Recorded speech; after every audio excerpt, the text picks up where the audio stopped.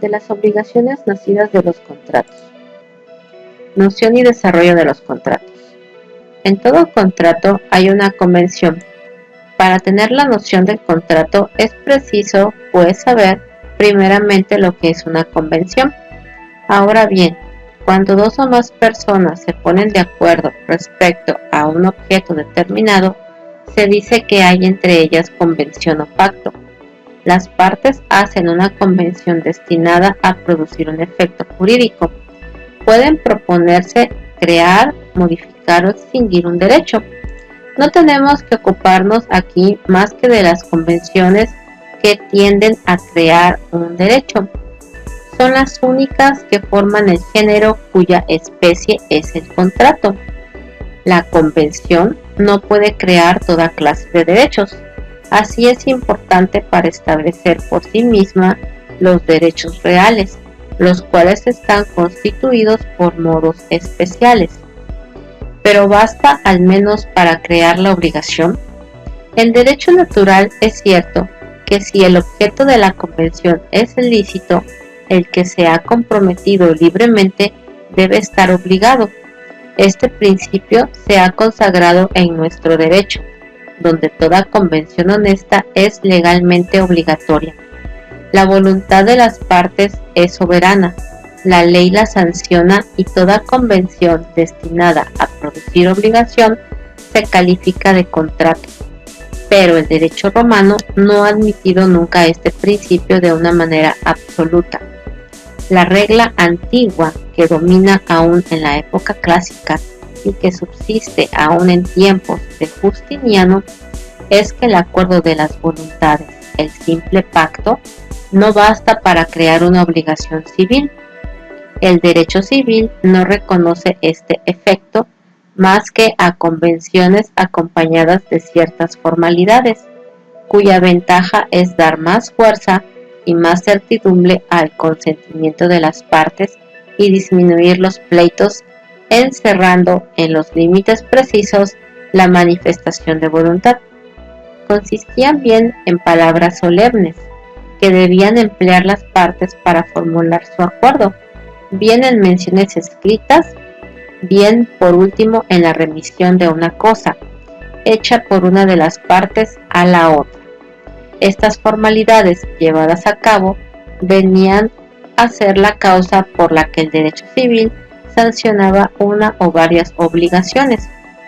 Sin embargo, se derogó esta regla en favor de ciertas convenciones de uso frecuente y de importancia práctica considerable. Fueron aceptadas por el derecho civil, tales como el derecho de gentes las admitía, es decir, válidas por el solo consentimiento de las partes sin ninguna solemnidad. Cada una de las convenciones así sancionadas por el derecho civil formaban un contrato y estaba destinada por un nombre especial. Los contratos en derecho romano son pues unas convenciones que están destinadas a producir obligaciones y que han sido sancionadas y nombradas por el derecho civil. Desde fines de la República se ha determinado el número de los contratos y se distinguen 4 clases de ellos, según las formalidades que deben acompañar a la convención. Primero, los contratos verbis. Se forman con la ayuda de palabras solemnes. No citaré aquí más que el principal, la estipulación. El número 2, el contrato literis. Exige menciones escritas. El número 3, los contratos re. No son perfectos, sino por la entrega de una cosa al que viene a hacerse deudor. Son el mutuum o préstamo de consumo, el comodato o préstamo de uso, el depósito y la prenda. El número 4, por último, los contratos formados solo consensum, por el solo acuerdo de las partes. Son la venta, el arrendamiento, la sociedad y el mandato. Toda convención que no figura en esta enumeración no es un contrato, es un simple pacto que no produce en principio obligación civil. Si es difícil precisar en qué época se ha hallado definitivamente establecida esta lista de contratos, es decir, que no data de los orígenes de Roma. En un pueblo de costumbres sencillas y rudas, como las de los romanos de los primeros siglos, los procedimientos empleados para ligar a dos partes que quieren obligarse una con respecto a la otra debían ser poco numerosos y llenos del formalismo que caracteriza a las legislaciones más antiguas. No es sino por progreso lento y continuo por lo que las formalidades primitivas de que estaba rodeada la convención han debido simplificarse, por lo que el derecho romano, sea por el perfeccionamiento de sus propias instituciones, sea por prestación de los usos comunes de los pueblos vecinos, es decir, el jus gentium, ha llegado a sancionar las 4 clases de contratos vigentes en la época clásica. ¿Cuál ha sido el punto de partida de este desarrollo histórico de los contratos y cómo se ha efectuado? En esta es una cuestión oscura. Sin embargo, los datos suministrados por los historiadores, ciertas disposiciones de la ley de las 12 tablas y aún algunos textos de jurisconsultos han permitido formar una teoría en la que la conjetura tiene ancho campo y sobre la cual está lejos de llegarse el acuerdo, pero de que es necesario indicar los principales rasgos, lo es. Desarrollo histórico de las 4 clases de contratos. Parece que las 2 maneras más antiguas de obligarse se han estado en uso entre los romanos. Fueron primeramente el nexum, que tenía por causa un préstamo de dinero, después la sponsio. Sin duda, se practicaron desde su origen otras operaciones indispensables, aún en una sociedad naciente, pero unas tales como la venta y el cambio se hicieron desde luego al contado. Las demás, como el depósito y el mandato, quedaban fuera de la esfera del derecho y hallaban su sanción en las costumbres. El nexum se realizaba por medio del cobre y de la balanza en una época en que los romanos ignoraban aún el arte de acuñar la moneda. La cantidad de metal dada en préstamo se pesaba en una balanza.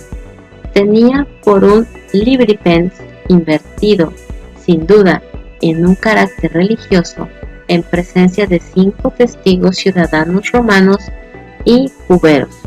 El peso del metal subsistió aún después de empezar a acuñar el cobre, porque esta moneda, aún tosca, no tenía valor más que según su peso, pero era preciso verificar. Pero después de la aparición de la moneda de plata, no se tuvo necesidad de pesar las piezas. Se las cuenta. El empleo del cobre y de la balanza no tuvo ya desde entonces utilidad material. No se conservó como parte esencial del contrato más que a título de símbolo. A esta solemnidad iba unida una declaración del acreedor que fijaba la naturaleza del acto y contenía un damnatio. Esto era el equivalente de una verdadera condena que autorizaba el empleo de la manus injectio contra el deudor que no pagaba. La persona misma del obligado estaba pues comprometida y respondía del pago de la deuda. En apoyo de la hipótesis según el cual el nexum, que sirve para realizar el préstamo de dinero, había sido el modo más antiguo de crear una obligación civil, se puede observar que el mutuum ha quedado siempre para los jurisconsultos romanos como el contrato por excelencia, el que tratan en primer lugar, que no se llama primeramente acreedores, creditores, más que a los que habían prestado dinero, y que esta palabra se extendió a continuación a todos aquellos a quienes se debía alguna cosa. Por último, la antigua expresión aes alienum, usada para calificar la deuda, implica que el deudor ha tomado a préstamo el dinero de otro.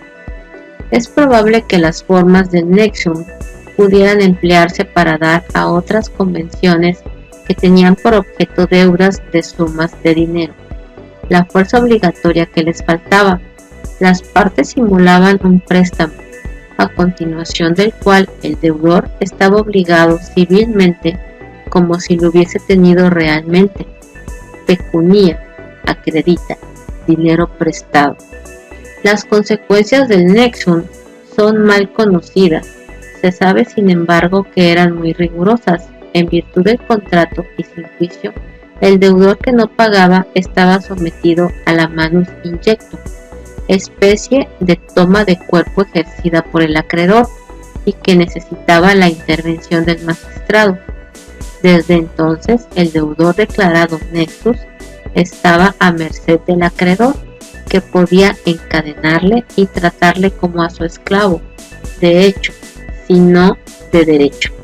El nexus no se libertaba más que con la ayuda de un pago especial, acompañado de la solemnidad de la es et libra y de una nuncupatio apropiada a la naturaleza de la operación. La historia de los primeros siglos de Roma está llena de las luchas suscitadas por las deudas entre los patricios y los plebeyos y excesos cometidos por los acreedores sobre los deudores, nexi. Estos abusos provocaron una medida legislativa hacia el año 428 de Roma. Una ley papiria intervino en favor de los nexi, declaró libres a los ciudadanos que eran nexi en el momento de su promulgación, prohibió encadenar en lo excesivo a los deudores y decidió que no podían ya comprometer a las personas en provecho del acreedor, sino solamente sus bienes. Despojada de sus principales efectos, la formalidad de nexus cayó poco a poco en desuso. Al lado del nexus, los ciudadanos romanos parecían haber empleado pronto la sponsio como medio de dar fuerza jurídica a las convenciones destinadas a producir una obligación. Desde el siglo V, la sponsio consiste en una interrogación del acreedor seguida de una respuesta hecha por el deudor por medio del verbo spondere spondense. Pero es difícil saber lo que era la sponsio primitiva y cuál fue su origen. Unos la hacen proceder de una simplificación del nexus, pues la nuncupatio habría llegado a ser suficiente para obligar, pero era así. ¿Por qué se había suprimido la solemnidad del aes et libra, mientras que se conservaba a título de símbolo en la mancipatio? Después de la nuncupatio emanaba el acreedor solo. En la sponsio hay una pregunta y una respuesta. Es esa una diferencia muy importante para que se pueda admitir entre esos dos contratos una relación de filiación. Otros hacen derivar la sponsio de un juramento prestado por el deudor sobre el altar de Hércules. Lo que parece cierto es que tuvo primero un carácter religioso, pero las ceremonias que la acompañaban fueron descuidadas. A continuación, a medida de tomo de extensión, recibió un nombre más en armonía de su función, que era fortalecer la convención de las partes. Este fue la stipulatio. Esta manera de contratar acabó por ser accesible aún para los extranjeros, a condición, sin embargo, de emplear otros términos, porque la palabra spondere quedó especial para los ciudadanos. Al mismo tiempo que la spatio venía a ser un instrumento cómodo para sancionar el acuerdo de las partes, nacían dos nuevos contratos, por decirlo así, de las ruinas del nexum, el contrato literis y el mutuum. Todo ciudadano acostumbraba a tener un registro, codex, donde consignaba los actos de su vida privada. El que había hecho un préstamo por los medios del nexum no dejaba de hacerlo constar, escribiendo que tal suma se había prestado y entregado al prestatario. Pecunia expresa. Se acaba por admitir sin duda después de la ley paetélica que la comprobación del nexum escrita por el acreedor con el consentimiento del deudor bastaba para hacer nacer la obligación civil, como si hubiese habido realmente empleo. Una prueba de este origen del contrato consiste en la mención que sirve todavía para realizarlo en la época clásica y que figura la palabra expensum. Se supone pues un peso que no ha tenido lugar y que no tiene ya razón de ser. Por otra parte, se vino a realizar el préstamo de dinero de una manera más sencilla, Cuando la moneda de plata estuvo en uso, se tuvo necesidad de pesar la suma prestada. El empleo del AS en libra cesó de ser necesario para la perfección del contrato, que no exigió en lo sucesivo más que la tradición de la suma al prestatario. Sin embargo, es probable que se añadiese con anterioridad a la entrega de las especies una estipulación para obligar al prestatario a devolver. Después se le dio libertad de esta formalidad que necesitaba la presencia de las partes y se consideró como obligatorio al que había simplemente recibido una suma a título de préstamo. Esto fue el contrato de mutuum, que se formó por la tradición traslativa de propiedad de cierta suma al prestatario. El uso de añadir una estipulación se conservó largo tiempo, sin ser obligatorio en adelante, atestiguando el estado anterior del derecho. Pero cualquiera que hayan sido sus transformaciones, y aunque haya llegado a ser un contrato del derecho de gentes accesible a los extranjeros, el mutuum no ha perdido nunca su carácter originario como el contrato literis. Ha engendrado siempre una obligación de derecho estricto. Con posterioridad a estos contratos nacidos del Nexum, fueron sancionados por el derecho civil como el mutuum, es decir, a condición de que la convención fuera acompañada de la entrega de una cosa al deudor. Son el comodato y el depósito y el pignus o el contrato de prenda. Estas tres operaciones no eran desconocidas en absoluto de los romanos. Antes de que el derecho civil hubiese hecho de ellas contratos, las necesidades que se oponen son de todos los tiempos: prestar una cosa a un amigo, depositar en su casa un objeto precioso, dar una garantía real a un acreedor. Son actos que han debido realizarse muy pronto. Se procedía de la manera siguiente: la propiedad del objeto prestado, depositado o dado en prenda se transfería al prestatario, al depositario o al acreedor por mancipatio o injurit cessio. Se añadía ahí un pacto por el cual el adquiriente se comprometía a volver a transferir en el momento oportuno la cosa al antiguo propietario. Este era un pacto de fiducia, sancionado por la acción fiduciae. Aparte de este procedimiento, la entrega de una cosa en comodato, en depósito o en prenda no engendraba ninguna obligación contractual, pero la negación a restituir era un acto de mala fe, condenado por las costumbres, y que acabó por ser tratado como una especie de delito, cuya represión aseguró el pretor, dando al que había sido víctima de él una acción in factio. Más tarde, la simple entrega de la cosa fue por último considerada en nuestras tres hipótesis como una causa suficiente de obligación civil. El que la había recibido estaba obligado a restituirla según la buena fe, y el acreedor estaba provisto contra él de una acción redactada in jus. Así, tres nuevos contratos formados, el comodato, el depósito, la prenda, se agregaron al mutuum, pero con caracteres diferentes. Es únicamente hacia fines de la República cuando parece realizado ese proceso. Por otra parte, aún en la época clásica, la práctica antigua, que consistía en transferir la propiedad de la cosa con pacto de fiducia, estaba todavía en uso. Nos falta hablar de los contratos consensuales. De las cuatro clases de operaciones a las cuales se aplican la venta, es seguramente la más antigua. Mientras que la moneda fue desconocida, no se practicó más que el cambio al contado, efectuado por una doble traslación de propiedad. Después de la introducción de la moneda, la venta en la que se adquiere una cosa mediante un precio se distinguió del cambio. Para realizarla, el vendedor transfería al comprador la propiedad de la cosa vendida por mancipación o tradición según los casos. Era un datio a título de venta, de donde el nombre de venum datio. En cuanto al precio, era pagado inmediatamente. Más tarde, la estipulación proporcionó a las partes el medio de hacer la venta de otro modo distinto que al contado. Las obligaciones consentidas por el vendedor y el comprador se resumían y formulaban en una doble estipulación. Uno se comprometía a entregar la cosa, el otro a pagar el precio. La estipulación debió permitir también crear relaciones civilmente obligatorias en caso de arrendamiento y de sociedad.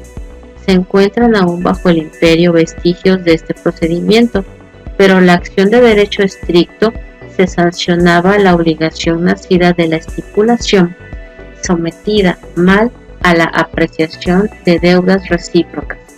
Por ese, el derecho civil acabó por sancionar la simple convención en caso de venta de arrendamiento y de sociedad. Fueron contratos formados solo consenso. Por otra parte, el mandato fue en los comienzos uno de esos servicios gratuitos que se piden a un amigo y cuya ejecución estaba suficientemente garantizada por la buena fe y por las costumbres.